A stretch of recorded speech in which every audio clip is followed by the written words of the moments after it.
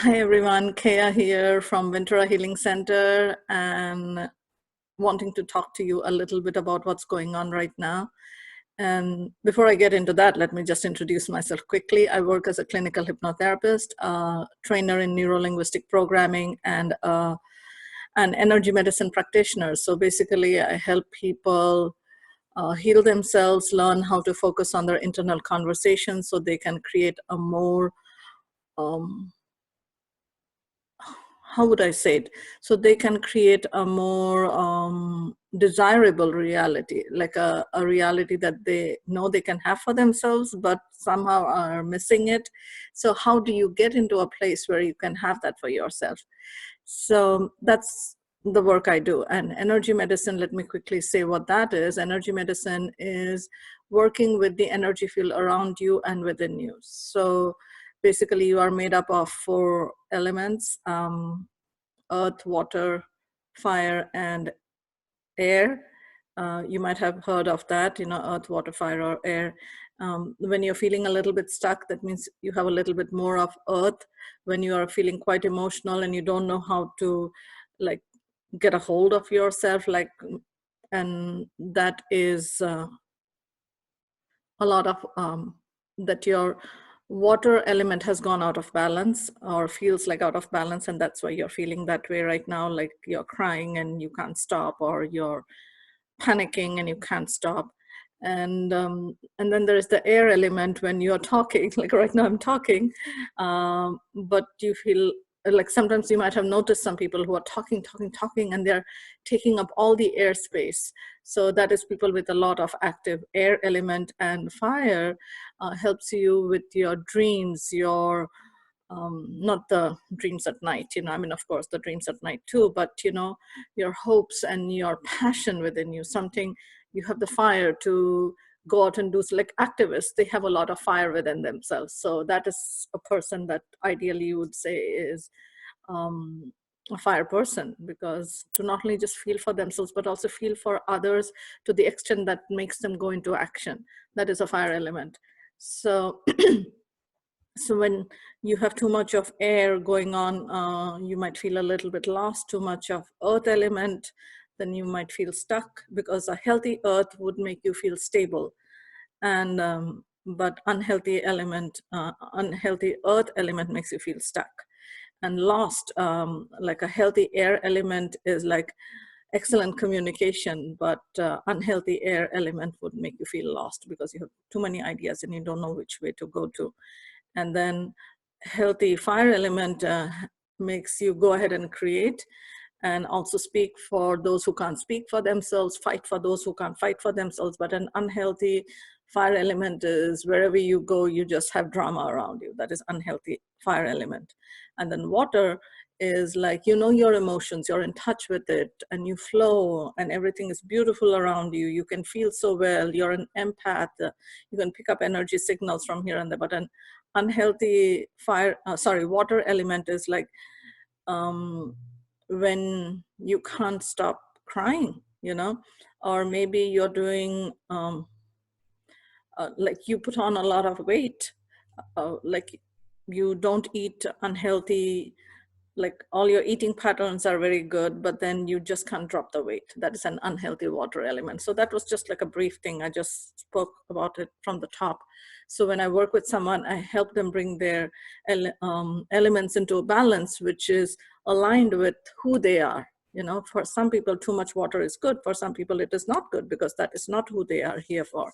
So for some people, fire is good, but an earth person, if they have too much fire, they will burn their own house, and that is not good too. So whatever is right for you, in Ayurveda, we call it Prakriti and Vikriti, which means your true nature and a distortion of your true nature. So when we have the distortion, when we go away from who we are, our true nature, then we have these imbalances. So Ayurveda helps us come back into the balance, like, this is what I'm born for, this is who I am, this is my purpose, and I'm fulfilling that.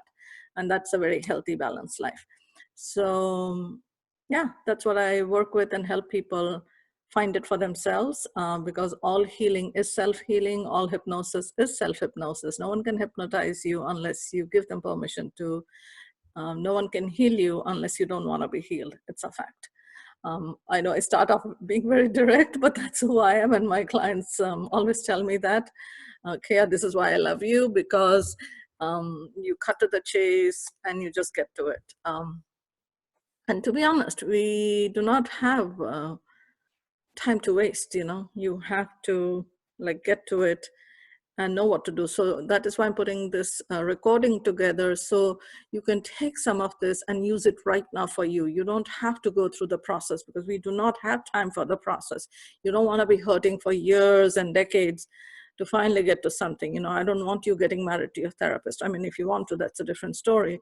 But I don't like that relationship with my client. I always want them to start feeling better the first day. At the end of the session, they start feeling good, and they have practical tools that they can use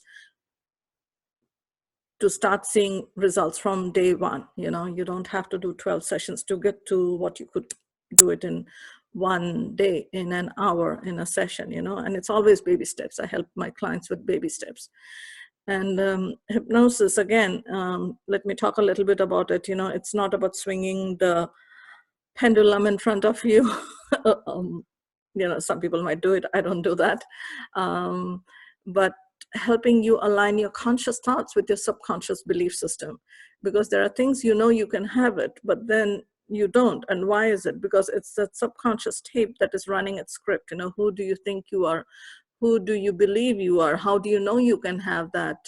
And so all those repetitive self-sabotage script that runs within us, it is that keeps us from getting where we want to. Because you have come so far in your life doing what everyone else told you to do, or what you heard people say. And now is a time, and I know it because you're listening to this recording, is because now is the time for you to hear what I have to share with you. And if you stop the recording right now, that's fine too. But if you listen to this conversation, which I'm having with you right now, till the end, you will notice that now is the time for you to hear it, because now is the time you are hearing it and you're listening to it. So basically aligning your conscious and your subconscious mind, and between the two, there is a thin line, which is called the critical mind. And the critical mind is like an older sister, and she speaks the truth. And every time you try to step out of your comfort zone, she tells you, remember last time? And you can almost see her, and you are like, yeah, I remember last time, so let me be safe.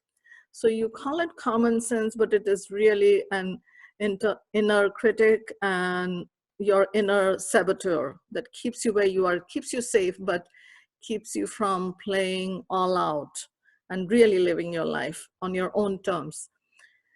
And like I said, I'm also a trainer in neuro-linguistic programming. So instead of getting into the complexities, I will say that neuro-linguistic programming helps you decipher the language of your mind.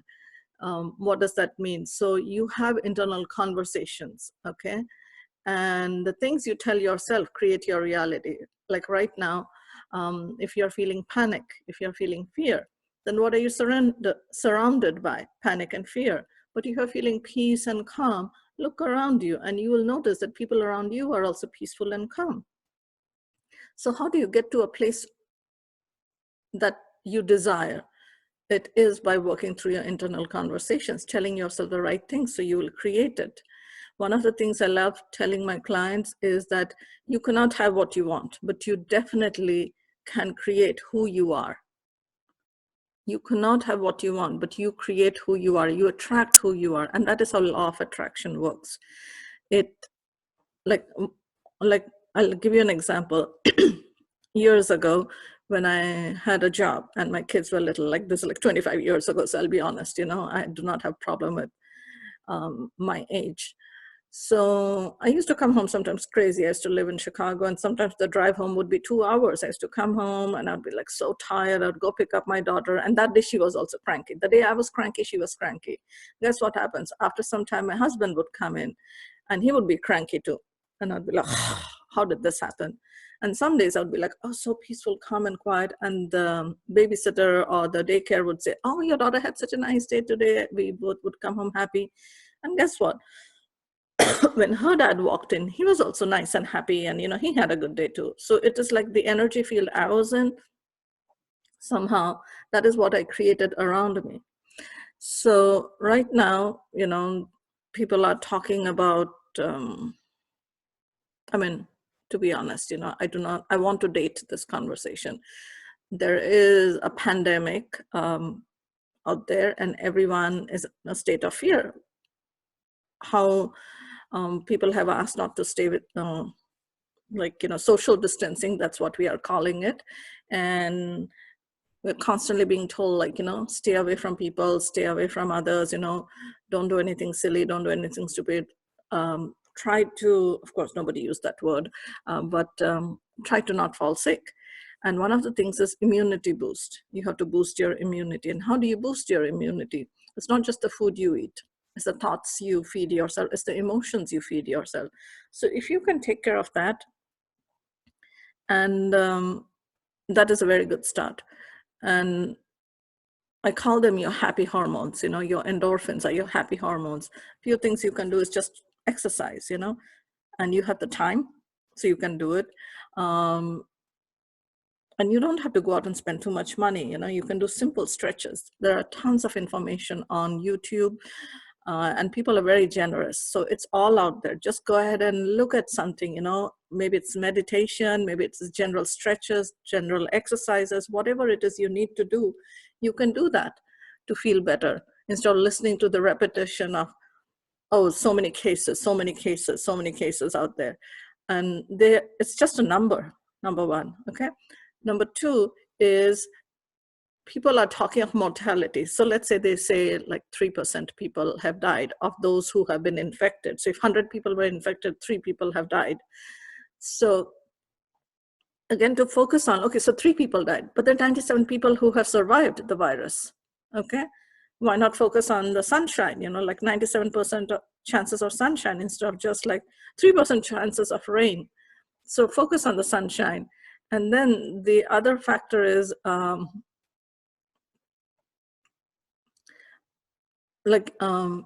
immune system booster. Like you have so much time at home now. You do not have to go out. Maybe you are one of those lucky few who get to be at home. You have time with your children. You have time with your partner, spouse. You might want to take up a new hobby like gardening or knitting or maybe even baking or something like that. Whatever you thought you wanted to do, or reading a book you thought you wanted to do and you were always putting it off because you didn't have time, you can do that now. There's no one stopping you because you have all the time. The other thing that you can also do is just breathe for 1 minute. Just breathe, sit and breathe. And in fact, I will just take you through the process right now. Just breathe in, hold, relax, and let go. Calming your mind and body. Inhale again, slow, long, deep. Hold it in and let it go. Releasing any doubts and fear. Breathe in again, deep relaxation and gratitude, and breathe out. Just being present here. And tell me, how do you feel? Don't you feel some relaxation in your body, in your neck, in your hip, wherever you have it?